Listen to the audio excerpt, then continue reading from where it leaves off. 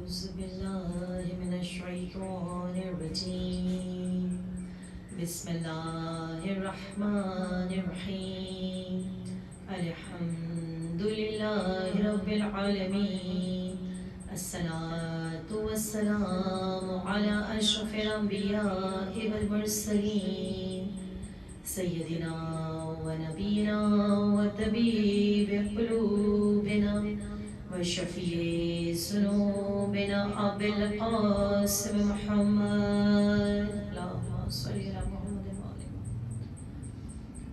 ثم الصلاة والسلام على دعوة النبوية والسولة الحيدرية والعصمة الفاطمية والحلم الحسنية والشجاعة الحسينية والعبادة السجادية والماسر الباقرية والعسال الجعفرية والعلوم الكاظمية والحجاج الرزابية والجود الثقبية والنعاوة النعاوية والهيبة العسكرية والعيبة الإلهية القائم بأمر الله السلام عليكم اللهم صل على محمد وآل محمد وعجل فرجهم دعائے سلامتی امام زمان بسم اللہ الرحمن الرحیم اللہم کل ولیک الحجت ابن الحسن صلواتک علیہ وعلی آبائہ فی هذه الساعة وفی کل ساعة ولیا وحافظا وقائدا وناصرا ودلیلا وعینا حتی تسکنہ ارضک طوعا وتمتعه فيها طويلا برحمتك يا ارحم الراحمين اللهم صل على محمد وآل محمد وعجل فرجهم بسم اللہ الرحمن الرحیم تمام تعریفیں تمام حمد و ثنا اسی ذات واجب کو زیبا ہے جو مالک کون و مکان ہے تمام تر حمد و ثنا اسی معبود برحق کے لیے کہ جو عرش و فرش کا خلق کرنے والا ہے کہ کائنات کا ذرہ ذرہ اس خالق دو جہاں کے سامنے سرو سجود نظر آتا ہے کائنات کا ذرہ ذرہ اس پروردگار عالم کی تسبیح کرتا ہوا دکھائی دیتا ہے ہزارہ شکر اس پروردگار عالم کا کہ اس نے ہمیں بے شمار نعمتیں عطا کی ہیں دیکھیے فرش اعظم میں یہ جملہ ضرور کہتی ہوں کہ اتنی نعمتیں ہیں اس پروردگار کی کہ میں اور آپ ان نعمتوں کو شمار نہیں کر سکتے لیکن جو ان نعمتوں میں نعمت اکبر ہے ان نعمتوں میں نعمت عظما ہے وہ اس نے در اہل بیت سے وابستہ کر دیا آل محمد کا چاہنے والا بنا دیا کس نعمت پر ہم خدا کا شکر ادا کر ہی نہیں سکتے اور چھٹے امام صادق علیہ محمد امام جعفر صادق علیہ السلام اللہم صلی علی محمد و آل محمد و اجل فرجهم ارشاد فرماتے ہیں کہ ایک لمحے میں جو تم سانس لے رہے ہو خدا کی ایک نعمت ہے جو اس نے تمہیں عطا کی ہے یعنی کہ ایک لمحے میں جو سانس لے رہے ہو نا وہ ایک لمحے میں دو نعمتیں ہیں جو پروردگار عالم نے تمہیں عطا کی ہیں ایک سانس اندر لیتے ہیں اور پھر وہ سانس باہر آتی ہے ایک لمحے میں دو نعمتیں ہیں اگر پوری زندگی گزر جائے فقط اسی نعمت کا شکر ادا کرتے رہو اور دوسری نعمت کی باری بھی نہ آئے اور واقعاً دیکھیے سب جانتے ہیں کہ اس وقت خصوصاً ہم لوگ جس دور سے گزر رہے ہیں پوری دنیا جس وبا سے گزر رہی ہے تو یہ سانس لینا کتنی بڑی نعمت ہے جو اس نے آسانی سے سانس لینا کتنی بڑی نعمت ہے خدا نے یہ نعمت ہمیں عطا کی ہے اس وقت یہ نعمت کہ جس کی قدر واقعاً ہمیں ہونی چاہیے اور ہو رہی ہے تو شکر ہے اس پروردگار عالم کا کہ اس نے ہمیں اتنی زندگی عطا کی صحت عطا کی کہ اس فرش اعظم پر بیٹھنے کی سعادت نصیب ہوئی پروردگار تمام فرش عزا بنانے والوں کو آباد رکھے، سلامت رکھے، یہ خدا یہ فرش عزا بچھانے والوں کو سلامت رکھے، اور تمام انتظامیہ کو خدا سب کی توفیقات میں اضافہ کرے، صحت تندرستی اور زندگی عطا کرے، اور ایک چاہنے والوں کو خدا کوئی غم نہ دے سوائے غم محمد و آل محمد کو۔ اور ہر فرش عزا پر دعا ہے کہ پروردگار حضرت بقیت اللہ زمان امام زمان کے ظہور میں تعجیل فرمائے، دنیا جو کہ ظلم و جور سے بھری ہوئی ہے اس دنیا میں عدل و انصاف کا بولے والا ہو، اور سیدہ کے لال کی شاہی ہو۔ درود پڑھ دیجئے محمد و آل محمد پر۔ اللہم صلی علی محمد و آل محمد وعجل فرجہ۔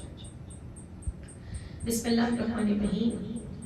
وہ پروردگار عالم اپنے بہترین کلام معجز میں ارشاد فرما رہا ہے سورہ طلاق کی دوسری اور تیسری آیت کہ جس کو تلاوت کرنے کا شرف حاصل کر رہی ہوں۔ بسم اللہ الرحمن الرحیم۔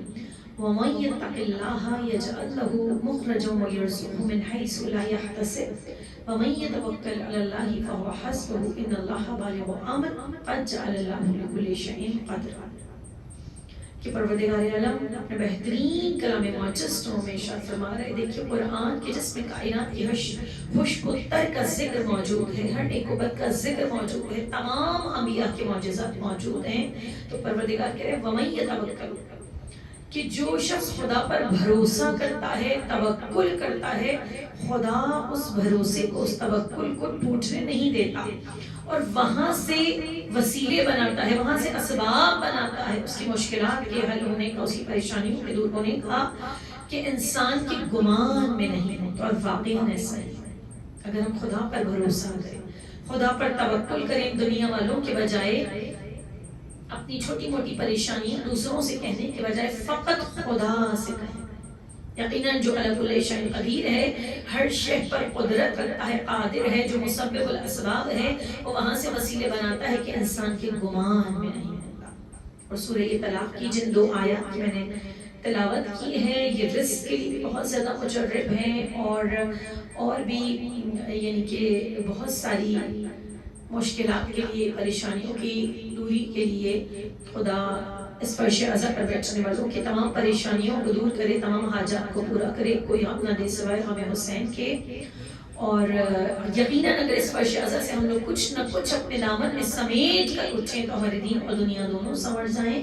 تو بیان کرتی چلوں کہ آیت اللہ حسن علی نخودگی کا وہ دستور العمل اس وقت میرے ذہن میں آیا کہ وہ آپ لوگوں کو بتاتی چلوں۔ انشاءاللہ میں کہتی ہوں کہ اگر آپ سب میں سے کوئی ایک شخص اس پر عمل کرے گا تو یقیناً خدا بہترین اجر عطا کرے گا، اور ممکن ہے کہ لوگ عمل کرتے ہوں، اگر کرتے ہیں تو بہت اچھی بات ہے، جن کو معلوم ہے بہت اچھی بات ہے، اگر نہیں معلوم ہے تو سنتے جائیے کہ تیزی سے بیان کروں کہ آیت اللہ حسن علی نخودگی جو کہ آیت اللہ خمینی کے استاد ہیں، انہوں نے یہ دستور العمل بتایا تھا مشہد مقدس میں امام رضا کے اللہم صلی علی محمد و آل محمد وعجل فرجہم 8ویں امام زامن السامن کے حرم میں موجود تھے، تو وہاں پر انہوں نے یہ دستور العمل بتایا تھا، اور آیت اللہ خمینی سے کہا تھا آیت اللہ حسن علی نخودگی نے کہ تم اس پر اگر کاربند رہے، یعنی کہ ہمیشہ اس کو ہر نماز کے بعد انجام دیتے رہے،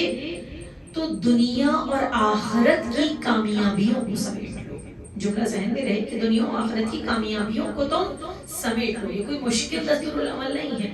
اگر پروردگار مجھ سمیت ہم سب کو توفیق عطا کرے کہ ہم اس پر عمل کریں، میرا خیال ہے کہ مشکل سے 5 منٹ بھی نہیں لگتے ہیں، ہر نماز کے بعد کوشش کریں۔ جو لوگ کرتے ہیں عمل تو بہت اچھی بات ہے، اور نہیں کرتے تو سنتے جائیے۔ ویسے تو اس کے فضائل اتنے زیادہ ہیں کہ اگر بیان کرتی چلی جاؤں تو پورا وقت اسی میں گزر جائے گا۔ اور آیت اللہ حسن علی نخودگی جنہوں نے یہ بتایا تھا، تو ان کی قبر مشہد مقدس میں امام رضا کے احاطے میں موجود ہے۔ اور پروردگار ہم سب کو بار بار معصومین کے روضے کی زیارت کرنا نصیب کرے، آپ سب کو مشہد مقدس جانا نصیب کرے۔ تو بس کہتے ہیں کہ جیسے ہی نماز کو تمام کرنے کے بعد، سلام پھیرنے کے بعد فوراً آیت الکرسی کی تلاوت کیجیے۔ جو کہ یقیناً سب کو یاد ہوتی ہے، علی العظیم تک آیت الکرسی کی تلاوت کیجئے. ضروری نہیں ہے کہ آپ ہم فیہا خالدون تک پڑھیں، ٹھیک ہے. علی العظیم تک آیت الکرسی کی تلاوت کی کہ جس کے فضائل بے شمار ہیں. فقط ایک فضیلت بیان کروں آیت الکرسی کی کہ جناب رسول خدا احمد مجتبی محمد مصطفیٰ اللہم صلی علی محمد و آل محمد وعجل فرجہ ارشاد فرماتے ہیں کہ جو شخص پابندی کے ساتھ ہر نماز کے بعد آیت الکرسی کی تلاوت کرتا ہے تو اس کے اور بہشت کے درمیان فقط موت حائل ہوتی ہے. کہ اس قدر اجر و ثواب ہے. کہیں 100 شہیدوں کا ثواب لکھ رہا خدا عطا کرتا ہے کہ جو فوراً نماز تمام کرتے ہی آیت الکرسی کی تلاوت کرتا ہے خدا اسے 100 شہیدوں کا ثواب عطا کرتا ہے. آپ سوچئے کہ ایک شہید کا کتنا زیادہ ثواب ہے، نہ کہ 100 شہید. اس کے بعد دوسری چیز تسبیح زہرا کی ہے جو یقیناً ہم سب پڑھتے ہیں اور پڑھنی چاہیے، اور اس انداز سے پڑھیں. امام معصوم نے کہا کہ تمہارے رگو پے میں صلاحیت کر جائے، اور اس کے لیے بھی سب جانتے ہیں کہ تسبیح حضرت زہرا کے بے شمار فضائل ہیں. اگر اس سے بہتر کوئی چیز ہوتی تو اللہ کے رسول اپنی بیٹی کو یقیناً وہ عطا کرتے. حمد خدا کی ہے، ذکر خدا کا ہے، ذکر الہی ہو رہا ہے، لیکن نام تسبیح زہرا کے نام سے منسوب ہے. حضرت زہرا کی تسبیح کہا جاتا ہے. تو یہ وسائل شیعہ جو کتاب ہے، آیت اللہ شیخ غیاث کی کتاب ہے وسائل شیعہ، اس میں پورے چیپٹر ہے تسبیح زہرا کے نام سے. اس کا فقط ایک جملہ، میں نے کہا نا بس فقط ایک جملہ بیان کروں، فضائل تو بہت زیادہ ہیں. اس میں پورا چیپٹر تسبیح زہرا کے نام سے ہے کہ کس قدر فضائل ہیں اس تسبیح کو پڑھنے کے. تو اس میں وسائل شیعہ میں لکھا ہوا ہے کہ 10ویں امام حسن عسکری علیہ السلام اللہم صلی علی محمد و آل محمد وعجل فرجہ ارشاد فرماتے ہیں کہ 1000 رکعت مستحب نماز سے افضل ہے کہ ایک تسبیح میری جدہ میری دادی حضرت زہرا کی خلوص دل کے ساتھ پڑھی. اللہ اکبر. 1000 رکعت کہا مستحب نماز سے افضل ہے ایک تسبیح. پہلو بدلنے سے پہلے نماز کو تمام کر کے اگر آیت الکرسی پڑھیں اس کے بعد تسبیح زہرا پڑھیں، یقیناً اس انداز سے پڑھیں کہ ہمارے رگوں میں صلاحیت کر جائے تو بے پناہ ثواب ہے. دعائیں مستجاب ہوتی ہیں، حاجتیں پوری ہوتی ہیں. آیت اللہ حسن علی نقودی کہتے ہیں کہ تیسری چیز 3 مرتبہ سورہ اخلاص کی تلاوت ہے، اور جس کے لیے جناب رسول خدا احمد مجتبی محمد مصطفیٰ ارشاد فرماتے ہیں اللہم صلی علی محمد و آل محمد وعجل فرجہ کہ جس نے ایک مرتبہ سورہ اخلاص کی تلاوت کی اس کا 1/3 قرآن کا ثواب ملے گا. جس نے 2 مرتبہ سورہ اخلاص کی تلاوت کی اس کو 2/3 قرآن کا خدا ثواب عطا کرتا ہے. اور جس نے 3 مرتبہ سورہ اخلاص کی جو تلاوت کرتا ہے خدا اسے مکمل قرآن کا اجر و ثواب عطا کر دیتا ہے. بلکہ ایک مقام پر تو ہے کہ اس کو 4 صحیفوں کے پڑھنے کا، ان کے توریت زبور انجیل قرآن 4 صحیفوں کو مکمل پڑھنے کا خدا ثواب عطا کرتا ہے. اور جناب رسول اللہ ارشاد فرماتے ہیں یا علی تیری مثال میری امت میں ایسی ہے جیسے پورے قرآن میں سورہ اخلاص ہے. یا علی جس شخص نے دل سے تیری نصرت کی اس کا 1/3 ایمان مکمل ہوا. جس نے دل سے اور زبان سے تیری نصرت کی اس کا 2/3 ایمان مکمل ہوا. جس نے دل سے زبان سے اور ہاتھوں سے تیری نصرت کی اس کا ایمان کامل و اکمل ہو گیا. اور یعنی جس طرح سے عرش والے تو اس سے محبت کرتے ہیں، اگر فرش والے بھی اسی طرح سے یعنی تم سے محبت کریں تو خدا کبھی کسی کو جہنم کی آگ میں نہ جائے. اور یہ سورہ اخلاص کے ویسے بے شمار فضائل ہیں، لیکن اگر صبح کے وقت آیت اللہ بہجت یہ کہتے ہیں کہ صبح اور رات میں 11 مرتبہ جو سورہ اخلاص کی تلاوت کر کے امام زمان کو حضرت حجت کو ہدیہ کرتا ہے تو کہتے ہیں آیت اللہ بہجت کے امام کی بارگاہ سے یہ تحفہ ایسا ہے کہ جو واپس نہیں ہوتا، رد نہیں ہوتا. امام ہمارے اس تحفے کو اپنی بارگاہ میں قبول کرتے ہیں. اور جب امام تک آپ کوئی تحفہ دیں گی، امام کو کوئی تحفہ دیں گی تو سوچئے ممکن نہیں کہ آپ امام کو کوئی تحفہ دیں اور امام آپ کو واپسی میں یعنی کہ کوئی تحفہ نہ عطا کرتے. اور جب ان کے در سے کچھ مل جائے تو کیا کہنا، ہمارے دین اور دنیا دونوں سنور جائیں۔ تو 3 چیزیں ہو گئیں نماز کے بعد۔ میں حالانکہ ایک فضیلت بیان کر رہی ہوں، لیکن مجھے پتا ہے کہ وقت تیزی سے گزرے گا، اور جبکہ فضائل ان تمام چیزوں کے بے شمار ہیں، ماشاء اللہ سے باعلم مجمع ہے، پڑھا لکھا مجمع ہے۔ خدا ہم سب کو اس پر عمل کرنے کی توفیق عطا فرمائے۔ تو سب سے پہلی چیز آیت الکرسی، دوسری چیز تسبیح حضرت زہرا، اور تیسری چیز سورہ اخلاص کی 3 مرتبہ تلاوت ہے نماز کے بعد۔ کتنی دیر لگتی ہے؟ چوتھی چیز 3 مرتبہ درود پڑھنا۔ درود ایک ایسی بلند ترین عبادت ہے کہ جب ہم فرش پر بیٹھ کر محمد اور آل محمد پر درود بھیجتے ہیں تو عرش کے ملائکہ بھی اس میں شامل ہو جاتے ہیں۔ ان اللہ و ملائکتہ یصلون علی النبی یا ایھا الذین آمنوا صلوا علیہ وسلموا تسلیما، اللہم صل علی محمد و آل محمد وعجل فرجهم۔ اور 5ویں چیز جو آیت اللہ حسن علی نقودگی نے آیت اللہ خمینی کو بتائی، وہ ہے سورہ طلاق کی یہ 2 آیات کہ جن کی میں نے ابھی تلاوت کی تھی، جن کو سرنامہ کلام قرار دیا کہ جو شخص خدا پر توکل کرتا ہے، بھروسہ کرتا ہے، تو خدا اس کے بھروسے کو کبھی ٹوٹنے نہیں دیتا، اور وہاں سے وسیلے اور اسباب بناتا ہے کہ انسان کے گمان میں نہیں ہوتا۔ سورہ طلاق کی 2 اور 3 آیت، وَمَن يَتَّقِ اللَّهَ يَجْعَل لَّهُ مَخْرَجًا وَيَرْزُقْهُ مِنْ حَيْثُ لَا يَحْتَسِبُ وَمَن يَتَوَكَّلْ عَلَى اللَّهِ فَهُوَ حَسْبُهُ إِنَّ اللَّهَ بَالِغُ أَمْرِهِ قَدْ جَعَلَ اللَّهُ لِكُلِّ شَيْءٍ قَدْرًا۔ یہ 5 چیزیں ہیں کہ کہا اگر اس پر کاربند ہو جاؤ، ہر نماز کے بعد پابندی سے عمل کرو تو خدا دین و دنیا کی کامیابیاں عطا کرتا ہے۔ اور واقعا اگر آپ غور کریں تو 5 منٹ بھی نہیں لگتے۔ تو دیکھیے احسان ہے محمد و آل محمد کا کہ جنہوں نے ہمیں زندگی کو گزارنے کا طریقہ اور سلیقہ سکھا دیا۔ میں کہتی ہوں میرا اور آپ کا پروردگار خدا کی اس انداز سے معرفت کروائی ہے محمد و آل محمد نے۔ ہمارا پروردگار وہ ہے جو عمل قلیل کے عوض، عمل کتنا چھوٹا سا، عمل قلیل کے عوض اجر کثیر عطا کرتا ہے۔ یعنی کہ اگر 3 دفعہ سورہ اخلاص کی تلاوت کر لی گویا مکمل خدا قرآن کا اجر ادا کر رہا ہے۔ تو عمل قلیل کی عوض پروردگار اجر کثیر عطا کرنے والا ہے۔ تو شکر ہے اس پر پروردگار ہم سب کو، سب سے پہلے میں کہوں کہ توفیق عطا کرے کہ ہر نماز کے بعد یہ چھوٹے چھوٹے جو اعمال ہیں، یہ تعقیبات ہیں، پروردگار ہمیں اور ہمارے بچوں کو سب پڑھنے کی کرنے کی خدا توفیق عطا فرمائے، اور سب چاہنے والوں کو آباد رکھے، خدا کوئی غم نہ دے سوائے غم حسین کے۔ ایک دفعہ درود پڑھ دیجیے محمد وآل محمد، اللہم صلی علی محمد وآل محمد وعجل فرجهم۔ تو قرآن اور اہل بیت، رسول کی وہ حدیث ثقل ہیں کہ تمہارے درمیان 2 گراں قدر چیزیں چھوڑے جانا، ایک قرآن اور دوسرے میرے اہل بیت۔ اگر ان دونوں سے متمسک رہو گے، دونوں کی پیروی کرو گے، دونوں سے وابستہ رہو گے تو کبھی گمراہ نہ ہو سکو گے، یہاں تک کہ حوض کوثر پر مجھ سے ملاقات کرو گے۔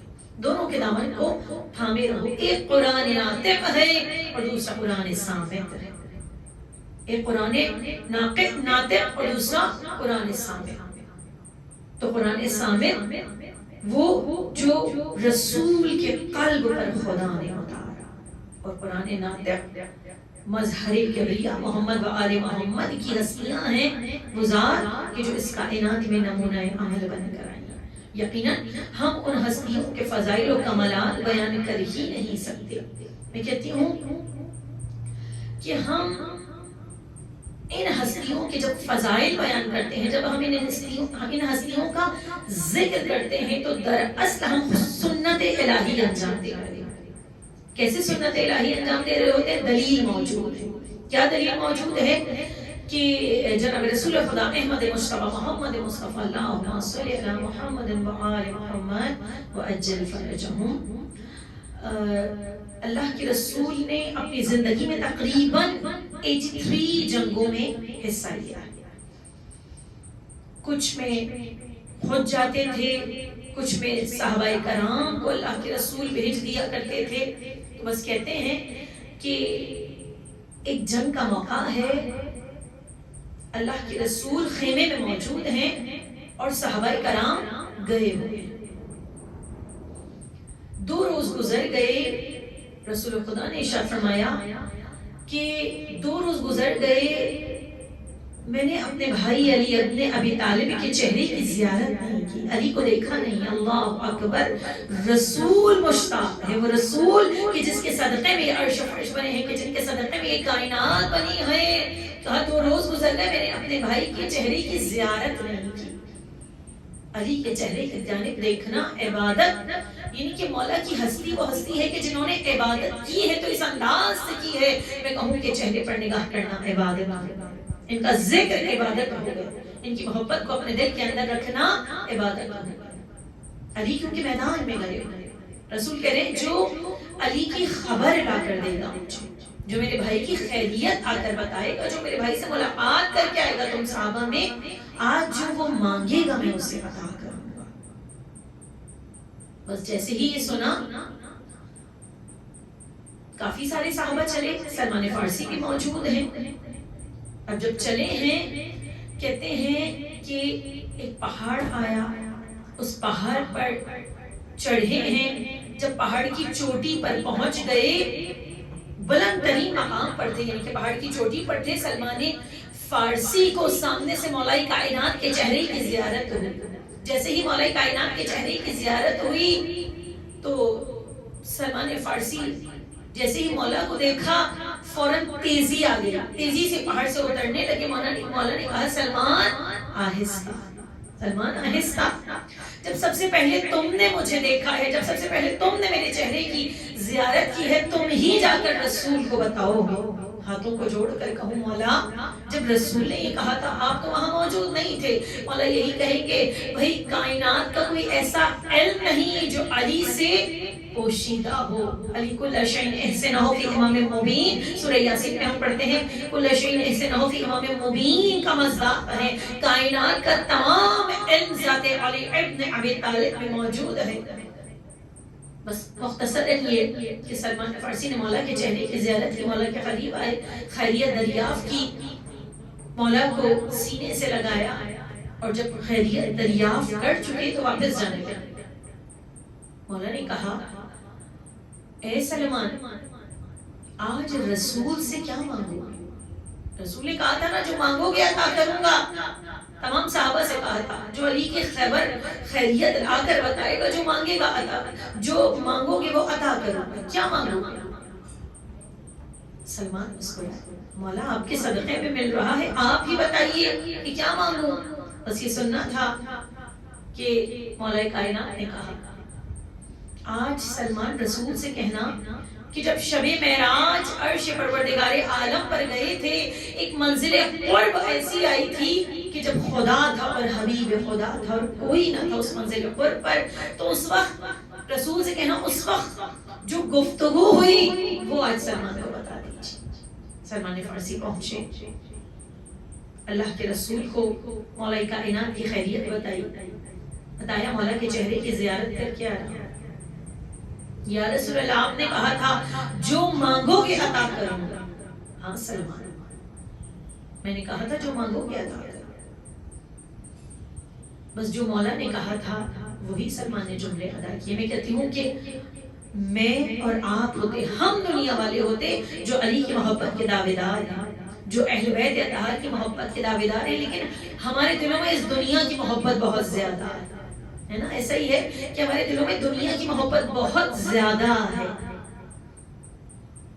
ہم سوچتے کہ بھئی آج تو رسول سے جو مانگیں گے وہ رسول عطا کر دیں گے. دنیا کی ایسی کون سی دولت نہ تھی جو سلمان رسول سے مانگتے اور رسول عطا نہ کرتے. رسول نے کہا ہے صادق الوعد رسول ہے، صادق و امین رسول ہے، کہ جس کو دشمن بھی صادق اور امین کے لقب سے پکارتے ہوئے نظر آتے ہیں. لیکن نہیں، ایسے نہیں کہہ دیے کہ سلمان ایمان کے 10ویں درجے پر فائز ہے، کیونکہ معرفت اتنی بلند ہے، اتنی منزلت بلند ہے. دنیا کی کوئی دولت نہیں مانگی، مولا سے پوچھ کر آئے تھے، بس وہی جملے کہے. یا رسول اللہ، جب شب معراج عرش پروردگار عالم پر گئے، ایک منزل قرب ایسی آئی جب خدا تھا اور حبیب خدا تھا اور آپ کے درمیان کوئی نہ تھا. اس وقت جو گفتگو ہوئی، جو باتیں ہوئی، آج سلمان کو بتا دیجیے. بس رسول نے سنا، جانب عرش دیکھا، ہاتھوں کو بلند کیا، پروردگار اس روز تجھ سے وعدہ کیا تھا کہ کسی کو بتاؤں گا نہیں، اور آج صحابہ سے وعدہ کیا تھا جو مانگو گے عطا کروں گا، بتا تیرا حبیب کرے تو کیا کرے. جبرائیل امین عرش سے فرش پر نازل ہوتے، یا رسول اللہ، پروردگار عالم پر تحفہ درود و سلام ارشاد فرما رہا ہے کہ آپ سلمان فارسی کو بتا دیجئے ہم نے سلمان میں اتنا ظرف رکھا ہے کہ وہ ان باتوں کو برداشت کر لیں. آپ سلمان فارسی کو بتا دیجئے. اجازت ملی. سلمان فارسی کہتے ہیں اللہ کے رسول مجھے بتاتے جاتے تھے، وہ باتیں مجھے حفظ ہوتی چلی جاتی تھیں. رسول اللہ مجھے بتاتے چلے جاتے تھے، وہ باتیں مجھے حفظ ہوتی چلی جاتی تھیں. اللہ کے رسول نے 1000 باتیں مجھے بتائیں جو عرش پروردگار عالم پر قرب کی منزل پر خدا اور حبیب خدا کے درمیان ہوئیں. سلمان فارسی کہتے ہیں وہ 1000 باتیں مجھے حفظ ہوتی چلی گئیں. 500 باتیں فضائل علی ابن ابی طالب میں سے تھیں اور 500 باتیں فضائل فاطمہ الزہرا میں سے تھیں. درود پڑھ دیجئے محمد و آل محمد. اللہم صلی علی محمد و آل محمد وعجل فرجهم. تو یقیناً اس خدا کا ہم جتنا بھی شکر ادا کریں کم ہے کہ اس نے ایسا مولا دیا جو مظہر العجائب ہے. تو اگر لوگ کہتے ہیں کہ ہم اہل بیت اطہار کا ذکر کرتے ہیں، ہم ان کے فضائل بہت زیادہ بیان کرتے ہیں، علی کے فضائل، علی کی منزلت بہت زیادہ بیان کرتے ہیں، تو دیکھیے ہم دراصل سنت الہی انجام دے رہے ہوتے ہیں. خدا اپنے عرش پر بھی ان ہستیوں کے فضائل بیان کرتا ہے. یقیناً یہ ہستیاں ہیں ہی ایسی کہ جن کے فضائل و کمالات ہم بیان کر ہی نہیں سکتے. خیال و فکر و فہم کا یہ کام نہیں، علی کا عقل میں آ جائے وہ مقام نہیں. اور امام جتنے بھی دنیا میں ہیں ترابی ہیں، اور ابو تراب ہو ایسا کوئی امام نہیں. تو یقیناً شکر ہے اس پروردگار عالم کا. ہم جب اس فرش عزا پر آ کر بیٹھتے ہیں ہم منزل شکر پر ہوتے ہیں. جب اس فرش عزا پر آ کر بیٹھتے ہیں تو یہ سوچا کیجیے، صرف فارمیلٹی کے لیے نہیں کہ آج اس کے ہاں مجلس ہے، کل اس کے ہاں مجلس ہے، پرسوں اس کے ہاں مجلس ہے، نہیں. معرفت کے ساتھ مجھے اور آپ کو اس فرش عزا پر بیٹھنے کی ضرورت ہے. کچھ نہ کچھ اس فرش عزا سے لے کر اٹھنے کی ضرورت ہے. میں اور آپ سوچ نہیں سکتے کتنا عظیم فرش ہے. کائنات کی عظیم ترین ہستیاں، معجز نما ہستیاں ہمارے ساتھ اس فرش عزا پر موجود ہوتی ہیں. وہ کہ جن کے صدقے میں عرش و فرش پر ملائکہ ہمارے ساتھ موجود ہوتے ہیں، انبیاء موجود ہوتے ہیں. ہمیں ان ہستیوں کی ہم نشینی اختیار ہوتی ہے. مولا حسین ارشاد فرماتے ہیں مولا کے جملے اللہ اکبر کہ جب کسی گھر میں یا کسی بھی مقام پر فرش عزا بچتا ہے وہ حرم سید الشہداء کا درجہ رکھتا ہے، حرم ابا عبداللہ کا درجہ رکھتا ہے. تو بس سوچئے کہ جہاں بھی فرش بچھا ہے لوگ کتنے بھی کم موجود ہوں گے، کتنی قلیل تعداد میں ہوں گے، کتنی کثیر تعداد میں. ابا عبداللہ، حرم ابا عبداللہ کا درجہ. خدا مجھے اور آپ کو بار بار کربلا معلیٰ کی زیارت نصیب. تو بیبیوں آج اس فرش عزا پر عجب نہیں کہ مولا حسین خود آئے ہوئے ہوں گے پرسہ لینے کے لیے. آج حضرت زہرا کو ان کی پوتی کا پرسہ دینا. شبیہ تابوت سجا ہوا ہے نا، تو جب شبیہ تابوت سجا ہے تو عجب نہیں کہ سکینہ کا وہ بھائی کہ جس نے بہن کا لاشا اٹھایا تھا، اس سید سجاد بھی یقیناً اس فرش جو ایک دو دن نہیں بلکہ تقریباً 35 سے 40 برس تک میرا امام ان تمام کربلا اور کوفہ و شام، زندان شام کو یاد کر کے رویا ہے، تمام باتوں کو یاد کر کے رویا، میرا امام رویا ہے۔ وہ امام بھی بہن کا پرسہ لینے کے لیے ضرور آئے ہوئے ہوں۔ بیبیوں اس فرش عزا پر سکینہ کے چچا عباس بھی آئے ہوئے ہوں۔ آپ جانتے ہیں نا راہ کوفہ و شام میں جب اس بچی کے تماچے لگتے تھے، بابا کو نہیں بلاتی تھی بلکہ تڑپ تڑپ کر کہتی تھی چچا عباس دیکھ رہے ہو میرے تماچے لگ رہے ہیں، میرے تماچے مارے جا رہے ہیں۔ آپ کے گھروں میں بھی بچیاں ہوں گی، میرے گھروں میں بھی بچیاں ہیں۔ خدا ہر بچی کا مقدر بہت بلند کرے، ہر بچی کا نصیب بہت بلند کرے۔ ہر بیٹی اپنے باپ کو بہت چاہتی ہے، لیکن جس کی بیٹی سکینہ جیسی ہو اور بابا حسین جیسا ہو تو محبت کا کیا عالم ہوگا۔ میرے چوتھے امام سید سجاد کہتے ہیں میری بہن سکینہ کا بستر میرے بابا کا سینہ تھا۔ میں نہیں جانتا روز عاشوراء کے بعد میری بہن سوئی بھی ہے یا نہیں سوئی، کیونکہ میرے بابا کا سینہ موجود نہیں تھا۔ باپ کے سینے پہ سونے والی سکینہ کو اونٹ کی برہنہ پشت سے سینے کے بل رسیوں سے اس طرح سے باندھا گیا۔ نہ پھوپھی کے ساتھ بیٹھنے کی اجازت تھی، نہ ماں کے ساتھ بیٹھنے کی اجازت تھی، بلکہ تنہا اونٹ کی بے کجاوا اونٹ ہے، اونٹ کی برہنہ پشت پر اس طرح سے سینے کے بل رسیوں سے حسین کی لڑلی بیٹی کو باندھا گیا۔ ملعون ناقوں کو دوڑاتے تھے، سکینہ کا سینہ زخمی ہوتا تھا، تڑپ کر کہتی تھی بابا آ جائیے، چچا عباس آ جائیے، سینے سے خون جاری ہوتا تھا۔ بیبیوں کہتے ہیں ابراہیم دمشقی نے ایک مرتبہ دمشق کے رہنے والے تھے، آیت اللہ تھے، کہتے ہیں شہزادی سکینہ کی خواب میں زیارت ہو کہ کوئی 3.5-4 برس کی بچی ہے اور کہتی ہے کہ اے سید میری قبر میں پانی آ گیا ہے، میری قبر کا پانی صاف کر دو۔ بلکہ ابراہیم دمشقی نے بعد میں دیکھا پہلے ان کی 3 بیٹیاں تھیں، ابراہیم دمشقی کی کہیں ملتا ہے 4 بیٹیاں تھیں۔ پہلی بیٹی نے خواب دیکھا، بابا کو بیان کیا، ایک مرتبہ ابراہیم دمشقی اپنا سر و سینہ پیٹنے لگے، میری بیٹی ہم کہاں اور اہل بیت اطہار کہاں، ہم اس قابل نہیں ہیں، اپنے اس خواب کا ذکر کسی سے نہیں کرنا۔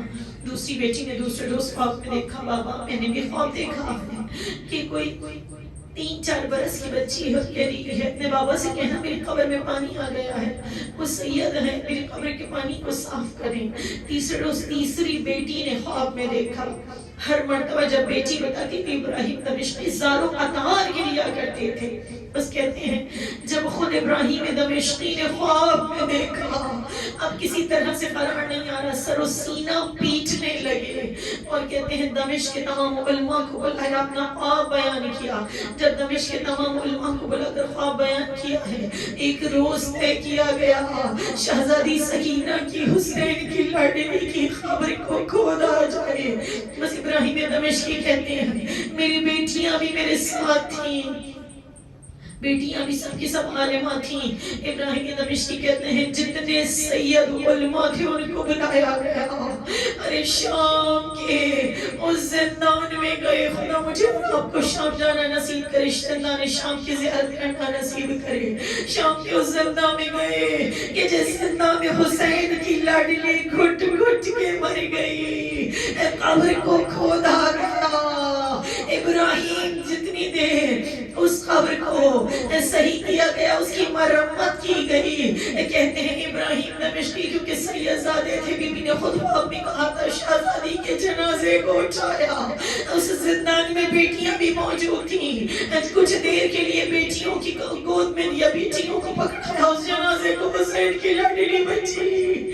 بس کہتے ہیں کہ جب مرمت کر لی گئی قبر کی، بی بی کو دوبارہ داخل قبر کیا، ابراہیم دمشقی اپنا سر و سینہ پیٹتے تھے، جب تک زندہ رہے کہتے تھے ارے ابھی بھی کان زخمی تھے، جو گوشوارے نوچے گئے تھے حسین کی لاڈلی کے کانوں سے، ابھی بھی رخساروں پر تماچوں کے نشان، یعنی کہ رخسار نیلے تھے، کانوں سے آنکھوں سے اشک جاری تھے۔ نے اور اسی کرتے میں حسین کی لاڈلی کو دفن کر دیا گیا تھا۔ بیٹیاں کہتی ہیں اس واقعے کے بعد سے ہمارے بابا جب تک زندہ رہے، ارے ہمارے بابا جب تک زندہ رہے راتوں کو اٹھ اٹھ کر اپنا سر و سینہ پیٹ پیٹ کر روتے تھے، گریہ ازاری کرتے تھے۔ کہتی ہیں اس کے بعد ہمارے بابا زیادہ عرصے زندہ نہیں رہ سکے۔ میرا سلام ہو سید سجاد پر، ہمارا سلام ہو حسین کے بیٹے پر، جس کے ہاتھوں میں ہتھکڑیاں تھیں، جس کے پیروں میں بیڑیاں تھیں، جس کے گلے میں ہار تھا، پورا جسم زنجیروں میں جکڑا ہوا تھا۔ میرا چوتھا امام سید سجاد، میرا چوتھا امام سید سجاد کے لیے ہمارے زمانے کے امام زیارت نقیہ میں مرثیہ پڑھنے ہیں۔ سلام ہو میرا کربلا کے اس قیدی پر کہ جس کے جسم کا گوشت اس کی زنجیریں کھا گئی۔ مذہبیوں کہتے ہیں جب سکینہ شام کے زندہ میں مر گئی اور وہ بابا کو دن رات رو رو کر یاد کرنے والی بچی، وہ بیٹی جب شام کے زندہ میں مر گئی، ارے وہ سالہ بھی آ گئی، پانی بھی آ گیا اور ایک شمع بھی آ گئی، شبیہ تابوت سجا ہوا ہے۔ یقیناً ایک اجڑی ہوئی ماں بھی آئی ہوگی، میرو ماں لاڈلی بیٹی کا تابوت ہے، حسین ابن علی بھی آئے ہوں گے۔ ہم بس کہتے ہیں وہ سالہ نے کہا اس بچی کو کیا کوئی بیماری ہے؟ اس کے جسم سے کرتا نہیں اترتا۔ ارے زینب نے تڑپ کر کہا کوئی بیماری نہیں ہے۔